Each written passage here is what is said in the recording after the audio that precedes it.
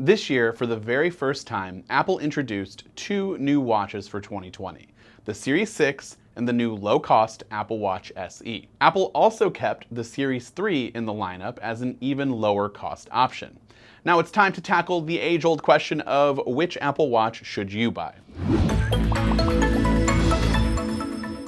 Before we get started, be sure to subscribe and hit the bell to get notifications whenever we share a video. Now this issue to me, it seems easy, but I have to try and tackle as many different scenarios as possible, because what everybody wants in a smartwatch, or what their financial situations are, etc., it's all different. So I'll do my best to cover the most common scenarios in choosing a smartwatch, but ultimately, these are just my own thoughts, and at the end of the day, you do you.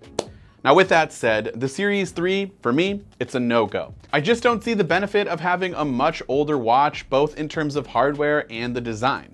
The Series 3 starts at $199, but for an extra $80, you get the new Apple Watch SE, which has a much faster S5 processor and the larger display footprint, which just looks a lot nicer when compared to the Series 3. Now $80 can be a lot of money, but for me, if you can afford both and are wondering if it's worth the upgrade to move up to the SE, I think it's definitely worth the extra cash. Not to mention, who knows how much longer the Series 3 really has in terms of getting the latest watchOS updates.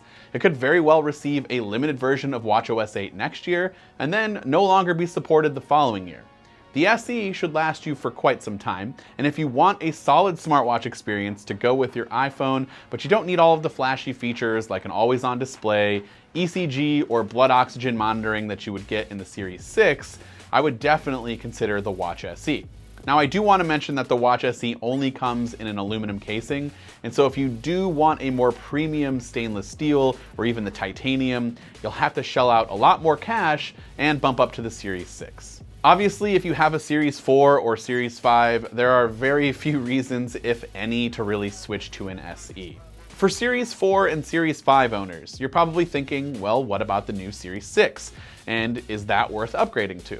Well, this one is even more tricky than the last because each person is obviously different, but again, I'm going to try to break down some reasons why it might be worth upgrading. If you own a Series 4 and you think having an always-on display seems cool, which again, I really do like having a always-on display. I can't really imagine going back to not having one. So if you think that's cool and maybe the new blue or the product red or even the updated gold color looks worth it to you, then yeah, go for it. Although I personally don't think those are some major reasons to warrant an upgrade, but I guess I could understand. The Series 6 also offers up a new blood oxygen monitoring feature that can measure you by using a combination of LEDs and the 4 photodiodes on the back of the watch to measure light reflected back from blood to determine its color. Now, bright red blood has more oxygen, while darker red blood has less. You can even do a reading on command or check the health app for its periodic readings that happen throughout your day.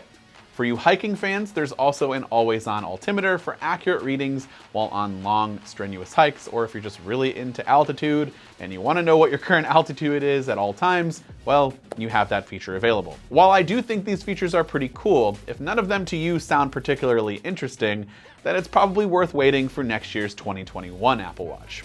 I think the same theory, even more so, can definitely be applied to Series 5 owners. I really don't see many compelling reasons why you should upgrade to this watch unless you're worried about your blood oxygen levels and you really could benefit from having this feature. Again, keep in mind, this isn't a medical grade blood oxygen monitoring system. It's going to give you a decent representation of what things might be at, but don't expect 100% full-blown doctor's office level accuracy. Now, if you still really want that feature, I really do think it's probably worth upgrading to if you're worried about your health and you think that's going to make you feel better, then yeah, definitely go for it. But any other reason, I don't really think it's worth going from a Series 5 to a Series 6. I would just wait for next year's model. For those of you who are curious about my thoughts on the new braided and solo loop watch bands, I know a couple of you guys asked me about that. I will say that I really like both of those new bands. The braided loop is probably my personal favorite, as it looks just much nicer than a plain rubber watch band, and it's extremely comfortable. I know there have been some sizing concerns for some of you out there, but if it helps, I measured between a size 9 and a size 10. For the solo loop, I went with a size 10 and it fits perfectly. With the braided loop, I went down a size with the size 9. The size 10 would have been way too big. I also just got a new rugged strap from Nomad that's incredibly comfortable. It seems a bit more durable, at least to me, than the standard rubber sport band from Apple, or even the new Solo Loop.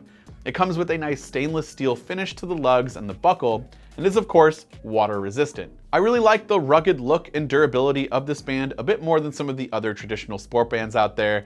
And I think it also looks and feels a bit more premium, which is good because this band is the same price as a traditional sport or solo loop band and could be a good alternative for some of you out there. To sum it up, I'd avoid purchasing a Series 3 if you can. The Apple Watch SE is probably going to be the most popular option and one of my personal popular recommendations for those who ask me about which Apple Watch they should get and they don't really care about getting the latest and greatest. And it's probably going to be the perfect watch for you out there if you don't need any of the advanced health monitoring features like the ECG or blood oxygen monitoring. I'd avoid a Series 6 altogether unless you really just can't go without that fantastic blue color that you see here or the blood oxygen monitoring system. With that said, I would love to know your thoughts in the comments down below. Which Apple Watch did you go with? Are you planning on picking one up? Go ahead and let me know all of that in the comments down below. This has been Dan with MacRumors. Thanks so much for watching, and I hope to see you around in the next video.